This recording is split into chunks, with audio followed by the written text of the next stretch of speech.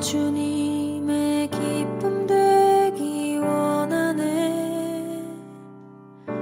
내 마음을 새롭게 하소서.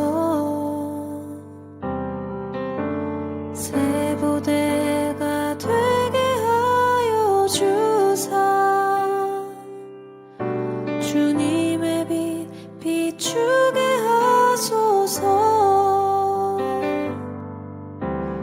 나 주님의 기쁨 되기 원하네. 내 마음을 새롭게 하소서. 새 부대가 되게 하여 주사. 주님의 빛 비추게 하소서. 내가 원하는 한 가지, 주님의 기쁨이 되는 것. 내가 원하는 한 가지, 주님의 기쁨이 되는 것.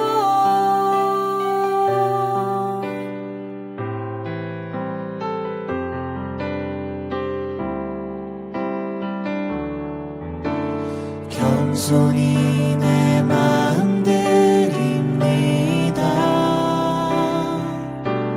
나의 모든 것 받으소서. 나의 마음 깨끗게 씻어주사. 주의 길로 행하게 하소서. 내가 원하는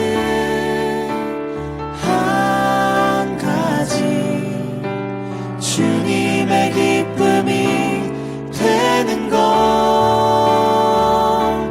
내가 원하는 한 가지, 주님의 기쁨이 되는 것. 내가 원하는 한 가지, 주님의 기쁨이 되는 것. 내가 원하는 한 가지, 주님의 기쁨이 되는 것. 내가 원하는 한 가지, 주님의 기쁨이 되는 것. 내가 원하는 한 가지, 주님의 기쁨이 되는 것.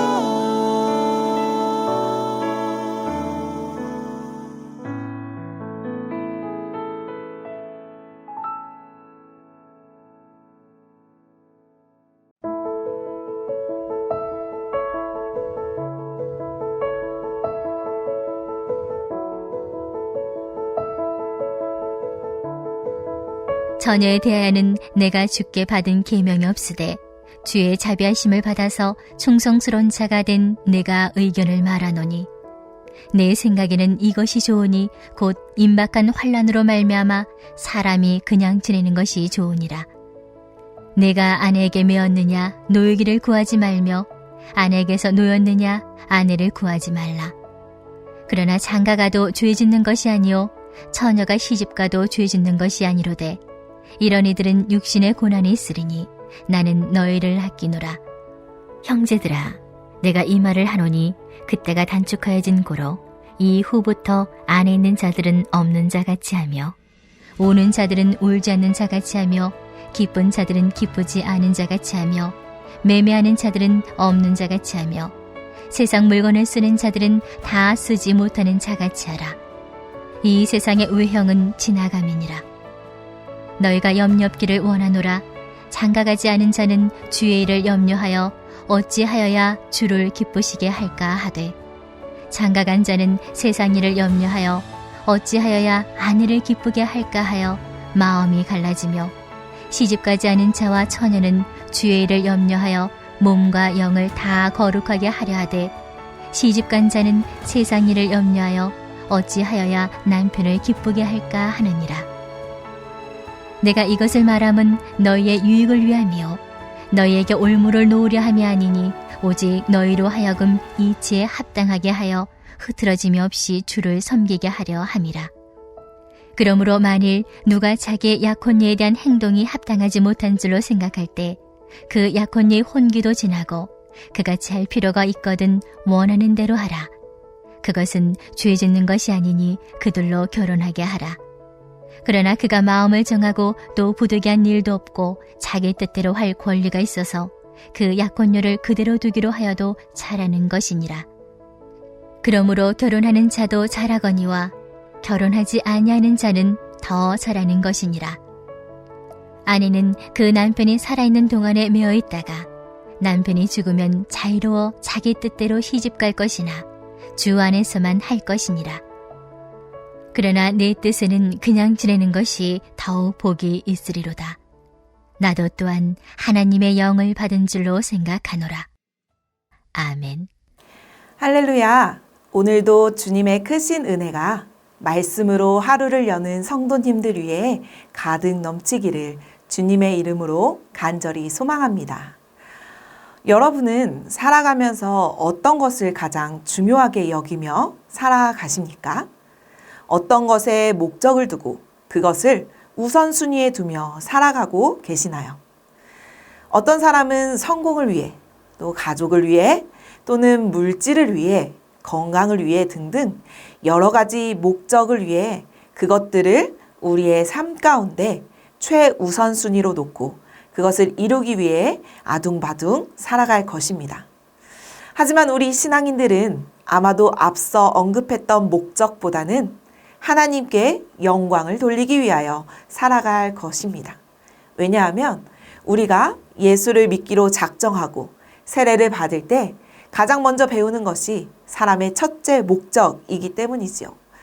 웨스터민스터 소요리 문답에 나오는 인간의 최고의 목적은 이렇게 설명하고 있습니다. 하나님을 영화롭게 하고 영원토록 하나님을 즐거워하는 것입니다. 그래서 우리 신앙인들은 인생의 목적을 이렇게 정하고 또 살아가려고 노력합니다.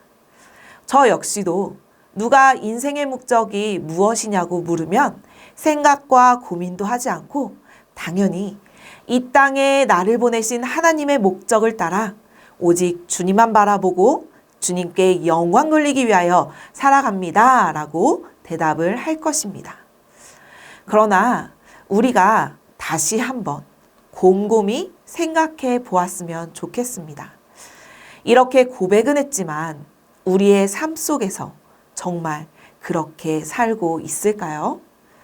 말로는 오직 하나님의 영광을 위하여 주님께 충성하며 살아간다고 고백은 하지만 정작 우리의 삶을 들여다보면 주님을 위해 살아가기보다는 나 자신의 영달을 위하여 살아갈 때가 더 많은 것 같습니다. 어쩌면 주님을 위해 살아간다고 하는 것도 내 자신이 복받기 위해서 아니면 내 자녀들이 잘 되기 위해 그렇게 살아가고 있지 않은지 다시 한번 우리의 삶을 점검하며 생각해 보는 시간이 되기를 소망합니다. 이런 우리들에게 오늘 사도 바울은 결혼과 독신에 대해 다루면서 우리 그리스도인들은 어떤 것을 목적으로 삼고 무엇을 우선순위 삼으며 살아야 할지를 이야기해 주고 있습니다. 바라기는 오늘 말씀을 통하여 우리 삶의 우선순위를 다시 한번 생각해 보고 우리의 삶이 오직 하나님이 원하시는 삶으로 방향 전환되는 귀한 시간이 되기를 주님의 이름으로 간절히 축원합니다. 오늘 본문 7장의 마지막 단락은 두 개의 주제들로 구분되어집니다. 25절에서 38절은 아직 결혼하지 않은 여자들에 대한 권면이 나오고 39절 40절은 남편과 사별한 과부에 대한 권면입니다. 바울은 이 문제에 관련해 25절에서 내가 주께 받은 계명이 없으되 라고 전제합니다. 예수님께서 사역을 하시는 동안 이 주제에 대해 직접적인 언급이 없으셨다는 것을 의미하지요. 그러나 바울은 이어서 주의 자비하심을 받아서 충성스러운 자가 된 내가 의견을 말한다 라고 덧붙입니다. 예수님께서 직접적으로 말씀하시진 않았지만 주님께 속해 있는 나의 의견이니 잘 들어달라 라고 이야기하고 있는 것이죠. 저는 이 구절을 묵상하면서 나도 이런 사람이 되고 싶다라는 생각이 들었습니다. 주의 자비하심 가운데 거하여 주님의 마음이 나의 마음과 같고 주님의 생각이 나의 생각과 같아서 무슨 말을 하든지 일관성이 있고 신뢰할 만한 그런 참된 그리스도인이 되면, 그런 목회자가 되면 얼마나 좋을까 생각이 들었습니다. 우리 모두 주의 자비하심을 받아 주님의 마음이 있는 곳에 나의 마음이 있기를, 또 주님의 생각이 나의 생각이 되어 내 입술에서 나오는 모든 말들이 오직 주님의 뜻이 되기를 간절히 소망합니다. 이어서 바울은 26절에서 28절까지 독신을 권면한 이유에 대해 이야기하고 있습니다. 그것은 우리가 주님이 최우선순위인 삶을 살아야 하기 때문에 그렇습니다. 26절에 보면 바울이 생각하기에 지금의 때는 임박한 환난으로 여겨졌습니다. 그래서 이 때는 우리의 우선순위를 분명하게 하고 살아야 함을 이야기해주고 있는 것입니다. 물론 결혼하는 것도 죄를 짓는 것은 아니지만 당시 로마의 압제 속에 그리스도인들을 향한 박해가 시작되리라 예견되었기 때문에 결혼을 하고 가정을 이루면 또 다른 아픔과 어려움이 찾아올 수도 있으니 차라리 주님을 최우선으로 놓고 살아가라고 이야기한 것입니다. 구약에 나오는 여호수아도 죽음을 앞두고 이스라엘 백성들에게 이야기하지 않았습니까? 여호수아 24장 15절 말씀입니다. 너희가 섬길 자를 오늘 택하라. 오직 나와 내 집은 여호와를 섬기겠다. 일반적으로 종말론적인 시간이 가까워지면 가까워질수록 삶의 우선순위는 더욱 분명해집니다. 그래서 보통 유언을 남길 때 자녀들에게 지금껏 자신이 살아오면서 후회되었던 것들, 아니면 꼭 당부해야 할 이야기들을 하는 것을 우리가 볼 수 있습니다. 여호수아도 이스라엘 백성들이 오직 여호와만 섬기는 것을 최우선순위로 놓고 살아가길 원하면서 죽기 전 마지막 유언 같은 말을 하지 않았을까요? 신앙인들은 종말론적인 신앙을 가지고 살아가야 합니다. 주님이 언제 다시 오실지 모르니 날마다 주님을 기다리는 마음으로 최선을 다해 살아야 합니다. 그렇기 때문에 우리는 주어진 삶 속에서 무엇이 중요한지 우선순위를 정하고 또 그것을 선택하며 살아가야 할 것입니다. 계속해서 바울은 종말론적인 신앙을 가진 사람들의 태도를 29절에서 31절에서 이야기하고 있습니다. 이 부분의 말씀은 마치 아내를 버리라는 말씀처럼 해석될 위험이 있지만 이 말씀은 세상에 있는 것들에 미련을 두지 말라는 의미로 해석되어져야 옳습니다.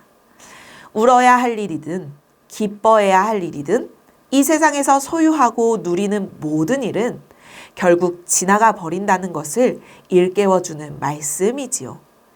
우리가 이 땅에 있다가 없어져 버릴 것들에 매이면 정작 마음을 쏟아야 할 영원한 것들을 소홀히 여길 수 있음을 경고하는 것입니다. 즉, 본질을 놓치지 말고 살아가라 라고 이야기하는 것이지요. 제가 이전에도 예를 한번 들려드렸지만 탕수육을 먹을 때 소스를 부어 먹든 찍어 먹든 맛있게 먹는 것이 중요합니다. 본질은 부먹을 하든지 찍먹을 하든지 탕수육을 그저 맛있게 먹으면 되는 것이죠. 마찬가지로 우리가 신앙생활함에 있어서 사라져가는 것들, 부수적인 일들에 에너지를 쏟으며 시간을 허비하지 않고 오직 본질에 집중하여 주님을 기쁘시게 하는 자들이 되어야 한다는 것입니다. 우리가 그런 자들이 되기를 간절히 소망합니다. 마지막으로 바울은 이 모든 것을 이야기한 것은 우리의 유익을 위함이다 라고 말하고 있습니다. 우리 다 같이 35절 말씀을 함께 읽어보겠습니다. 내가 이것을 말함은 너희의 유익을 위함이요 너희에게 올무를 놓으려 함이 아니니 오직 너희로 하여금 이치에 합당하게 하여 흐트러짐이 없이 주를 섬기게 하려 함이라. 아멘. 35절에서 나오는 흐트러짐 없이와 37절에 마음을 정하고는 같은 맥락으로 이해할 수 있습니다. 우리가 주님을 섬기는 데 있어서 다른 마음을 품지 않고 오직 하나님 한 분께 마음을 정하고 나아가야 한다는 말이지요. 마태복음 6장 24절에서도 한 사람이 두 주인을 섬기지 못할 것이니 혹 이를 미워하고 저를 사랑하거나 혹 이를 중히 여기고 저를 경히 여김이라 라고 나와 있는 것처럼 우리가 신앙생활함에 있어서 다른 어떤 것들에 우리의 마음을 빼앗기지 않고 오직 하나님께로 우리의 마음을 정하고 나아가야 할 줄로 믿습니다. 사랑하는 전주 안디옥교회 성도 여러분, 오늘 사도 바울은 표면적으로는 결혼과 독신에 대해 이야기한 것처럼 보이지만 실제로 우리에게 말하고 싶었던 것은 우리의 삶의 우선순위를 잘 분별하여 하나님이 원하시는 삶을 사는 것에 있습니다. 결혼을 하고 안 하고가 중요한 것이 아니라 이혼을 하고서 다시 재혼을 하는 것이 중요한 것이 아니라 우리가 그리스도인으로 이 땅을 살아가야 하는 이유, 오직 주님을 기쁘시게 하는 것을 최우선순위로 놓고 살아가는 것이라는 것을 다시 한번 우리에게 일깨워 주는 것입니다. 오늘 하루도 다른 어떠한 것보다 하나님을 기쁘시게 하는 것에 우리의 삶의 우선순위를 정해놓고 믿음으로 이 삶을 살아가기를 주님의 이름으로 축원합니다. 이 시간 함께 기도하겠습니다. 하나님, 혹여라도 우리가 주님보다 다른 것들을 더 우선시하며 살아가고 있지는 않은지 우리의 삶을 오늘 말씀에 비추어 돌아보게 하시고 혹여 그런 것들이 있다면 이 시간 우리의 마음 가운데 버리게 하시고 오직 주님께로만 마음을 정하여 주님만을 위하여 주님을 기쁘시게 하는 삶을 살게 해 주옵소서라고 함께 기도하겠습니다. 또 한 가지 기도할 것은 다음 세대 교회 건축을 위해 기도하겠습니다. 하나님께서 모든 절차 가운데 함께 하셔서 교회 건축이 순조롭게 진행되게 하시고 오직 주님께 영광 돌리고 쓰임받는 귀한 성전 되게 해달라고 이 시간 마음 모아 함께 기도하겠습니다.